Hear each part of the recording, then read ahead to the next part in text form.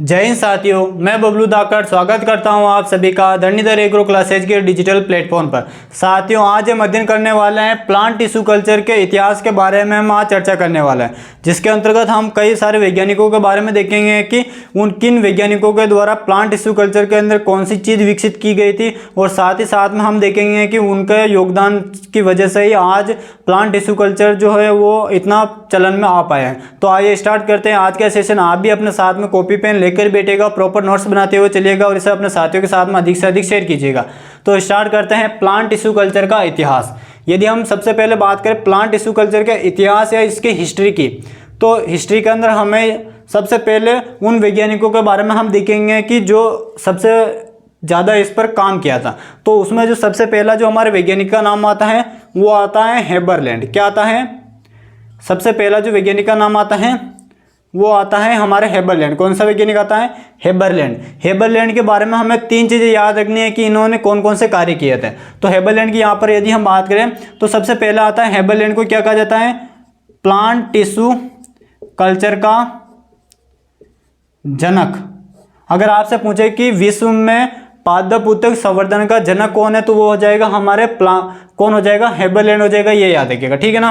पहला तो हो जाएगा प्लांट टिश्यू कल्चर का जनक कहा जाता है इसको, और दूसरा हो जाएगा हेबरलैंड ने ही जो हमारे पूर्ण शक्तता होती है, पूर्ण शक्तता, जो पूर्ण शक्तता होती है, पूर्ण शक्तता को क्या किया था? साबित किया था। पूर्ण शक्तता साबित की। साबित करने का शाब्दिक अर्थ ये है कि हमने इसकी परिभाषा में देखा था कि एक कोशिका से अगर पूरा पौधा विकसित हो जाता है तो उस क्षमता को क्या कहा जाता है? टोटिपोटेंसी या फिर पूर्ण शक्तता कहा जाता है। तो ये जो एक कोशिका से पूरा पौधा बन सकता है और एक कोशिका के अंदर ये क्षमता पाई जाती है, ये जो क्षमता होती है किसने साबित की थी? वो की थी हेबरलैंड के द्वारा ही ये साबित किया गया था। तो ये याद रखिएगा कि पूर्ण शक्तता को जो साबित की थी वो किसने किया था? हेबरलैंड ने किया था। ये याद रखिएगा, ठीक है। इसी के अलावा और हम यदि बात करें यहाँ पर हेबरलैंड ने और क्या किया था, तो इन्हीं के द्वारा प्लांट टिश्यू कल्चर पर सबसे पहले प्लांट टिश्यू कल्चर पर सबसे पहले कार्य प्लांट टिश्यू कल्चर पर सबसे पहले कार्य किसने शुरुआत की थी? तो वो की थी हेबरलैंड ने की थी। तो ये हमें ध्यान रखना है। तो हेबरलैंड के यहाँ पर तीन कार्य कंप्लीट होते हैं प्लांट टिश्यू कल्चर को योगदान या फिर इसको बढ़ावा देने के लिए। दूसरा जो वैज्ञानिक आता है वो आता है हमारे गुहा व माहेश्वरी। अगला जो हमारे वैज्ञानिक आते हैं वो कौन आते हैं? गुहा व माहेश्वरी आते हैं। इनके यदि बारे में हम चर्चा करें तो गुहा व माहेश्वरी ने क्या किया था? तो इन्होंने किया था अगुणित पौधे विकसित किए थे। सबसे पहले अगुणित पौधे किसने विकसित किए थे? तो वो किए थे गुहा व माहेश्वरी ने अगुणित पौधे विकसित किए थे। ये हमें ध्यान रखना, ठीक है ना। गुहा व माहेश्वरी ने क्या किया था? अगुणित पौधे विकसित किए थे। ये याद रखना। इसी में से यदि हम बात करें, ये जो माहेश्वरी जो होता है, ये माहेश्वरी जो वैज्ञानिक है, इस माहेश्वरी को भारत में माहेश्वरी जो है इनको भारत में प्लांट टिश्यू कल्चर का क्या माना जाता है? जनक माना जाता है। अगर आपसे पूछे कि भारत में प्लांट टिश्यू कल्चर के जो जनक है वो कौन हो जाएगा, तो वो हो जाएगा हमारा माहेश्वरी हो जाएगा। अगर विश्व में कौन होता है तो वो हो जाएगा हमारे हेबरलैंड हो जाएगा। ये याद रखिएगा, इंपॉर्टेंट प्रश्न पूछा जाता है, ठीक है। इसके बाद में हमारे नेक्स्ट आता है तीसरा जो वैज्ञानिक आता है वो आता है हमारे तीसरा जो आता है वो आता है हमारे मिलर। तीसरा जो वैज्ञानिक आता है कौन आता है? मिलर व स्कूग। जो तीसरा जो हमारे वैज्ञानिक आता है उस वैज्ञानिक का नाम हो जाएगा मिलर व स्कूग। मिलर व स्कूग की बात करें तो मिलर व स्कूग ने क्या बताया था? तो इन्होंने दो हार्मोन के बारे में बताया था। एक हार्मोन होता है हमारे ऑक्सिन, एक हार्मोन हमारे क्या होता है? ऑक्सिन, और दूसरा होता है हमारे साइटोकाइनिन, ठीक है ना। एक तो होता है हमारे ऑक्सिन और दूसरा होता है साइटोकाइनिन। जो ऑक्सिन जो होता है ये किसको प्रमोट करता है? तो ये रूट फॉर्मेशन को क्या करता है? बढ़ावा देता है। और साइटोकाइनिन जो होता है वो क्या करता है? शूट फॉर्मेशन को क्या करता है? बढ़ावा देता है। और ये जो प्रोसेस होती है ये किसने बताया था? तो मिलर व स्कूग के द्वारा बताया गया था।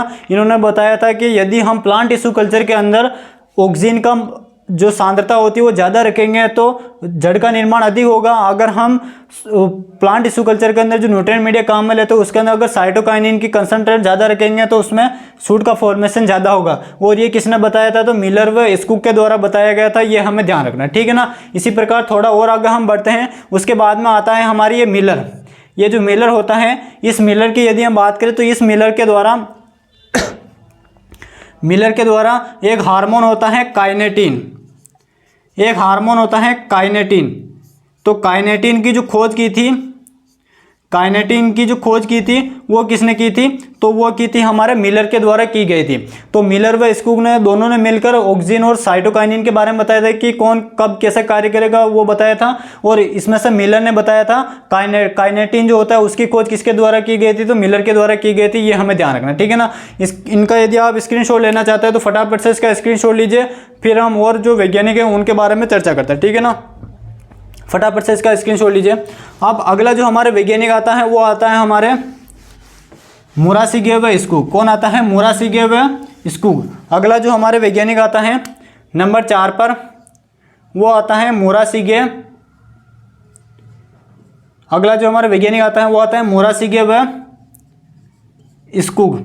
मुरासिगे व स्कूक की यदि यहाँ पर हम बात करें तो इन्होंने क्या किया था?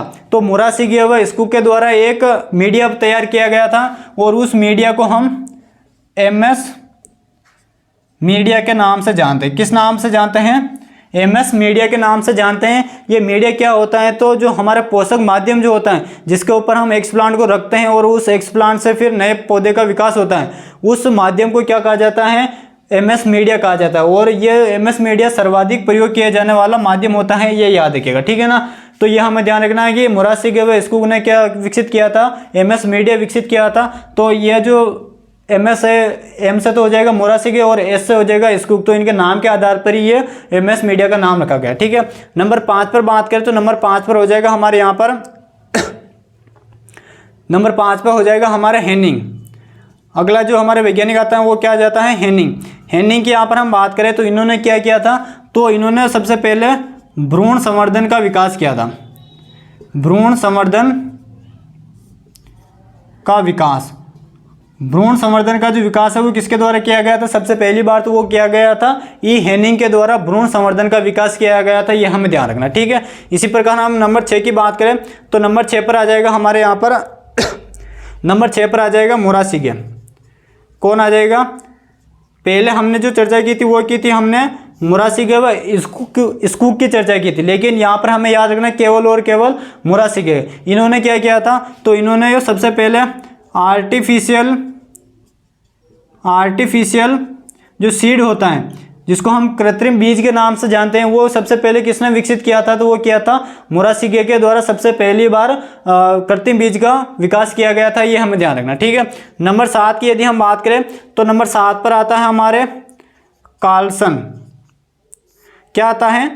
कार्लसन। सबसे इंपॉर्टेंट वैज्ञानिक है कार्लसन। इन्होंने क्या किया था? तो हमने अभी थोड़ी देर पहले पिछले वाले सेशन में हमने चर्चा की थी कि सोमेटिक हाइब्रिडाइजेशन जो कॉन्सेप्ट है वो किसके द्वारा दिया गया था? तो वो क्या दिया गया था? कार्लसन के द्वारा। तो इन्होंने क्या किया था? सोमेटिक हाइब्रिड जो प्लांट होते हैं, सोमेटिक हाइब्रिड प्लांट जो सबसे पहले विकसित किया था वो किसके द्वारा विकसित किया गया था? तो वो विकसित किया गया था हमारे कार्लसन के द्वारा। सबसे पहले सोमेटिक हाइब्रिड प्लांट विकसित किया गया था, ये हमें ध्यान रखना, ठीक है। इसी प्रकार नंबर 8 पर हम बात करते हैं। नंबर 8 पर आता है हमारे रॉबिन्सन। कौन सा वैज्ञानिक आता है? रॉबिन्सन। काफ़ी महत्वपूर्ण वैज्ञानिक है रॉबिन्सन। रॉबिन्सन की बात करें तो इन्होंने क्या किया था? तो इन्होंने किया था इन विट्रो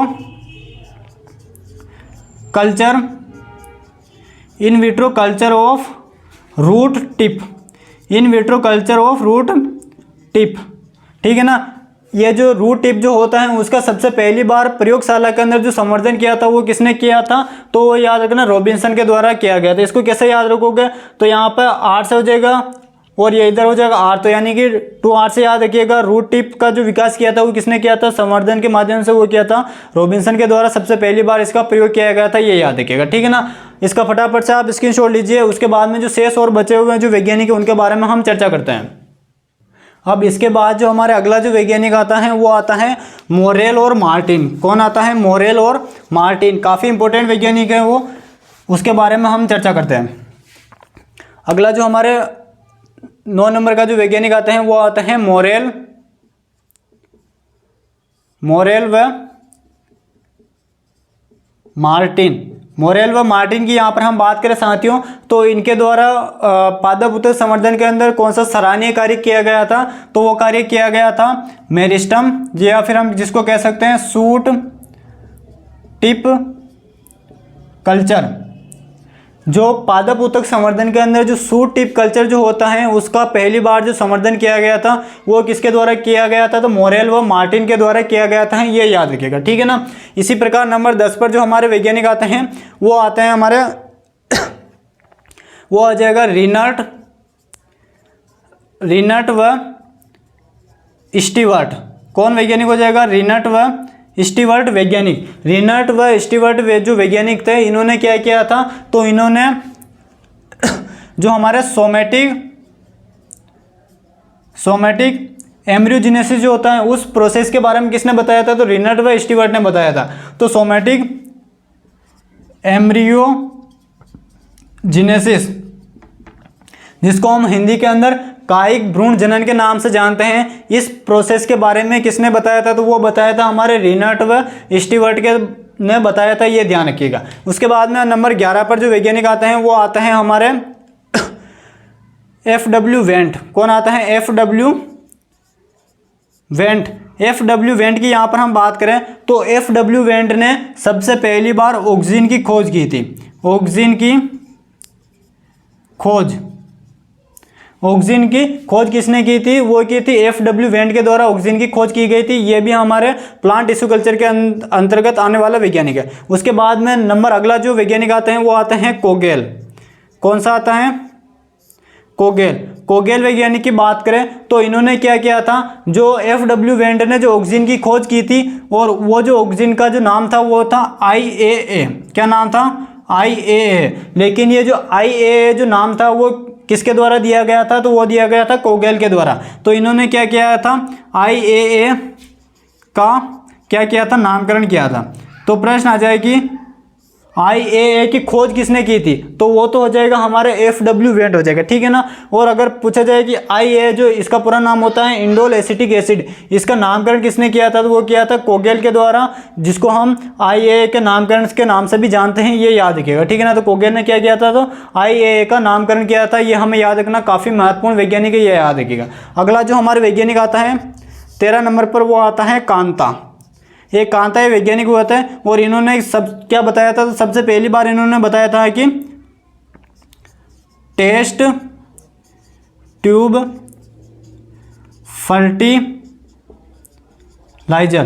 इन्होंने सबसे पहले ये बताया था कि टेस्ट ट्यूब फर्टिलाइजर, यानी कि हम जो परखनली जो होती हैं उसके अंदर भी निषेचन की क्रिया करवाकर आसानी से बच्चे पैदा कर सकते हैं। तो ये जो प्रोसेस के बारे में बताया था वो किसने बताया था? कांता ने बताया था। टेस्ट ट्यूब फर्टिलाइजर के बारे में सबसे पहले बताया था कांता ने बताया था। तो ये हमें ध्यान रखना है। ये जो महत्वपूर्ण वैज्ञानिक होते हैं वो 13 महत्वपूर्ण वैज्ञानिक होते हैं। प्लांट टिश्यू कल्चर को विकसित करने में इन्होंने अपना सबसे महत्वपूर्ण योगदान दिया था, ये हमें ध्यान रखना, ठीक है ना। इसी के साथ में हमारे प्लांट टिश्यू कल्चर का जो इतिहास होता है वो यहीं पर कंप्लीट होता है, और जितने भी महत्वपूर्ण वैज्ञानिक थे वो यहाँ पर मैंने सारे के सारे बता दिए। और भी कई सारे वैज्ञानिक होते हैं, और उन वैज्ञानिकों के बारे में जैसे जैसे हम टॉपिक पढ़ते जाएंगे तो उनके बारे में जो भी विकसित किया था उन प्रोसेस को, या जो भी कल्चर होगा जिस वैज्ञानिक के द्वारा कोई जो कल्चर या जो भी प्रोसेस विकसित की थी, वो जब हम उनके बारे में पढ़ेंगे तब वहाँ पर हम नोट कर लेंगे। तो इसी के साथ में हमारा आज का सेशन यही कंप्लीट होता है। कमेंट बॉक्स में बताइएगा जरूर कि सेशन कैसा लगा। इसी के साथ में मिलते हैं हम नेक्स्ट सेशन में, तब तक के लिए जय हिंद जय भारत।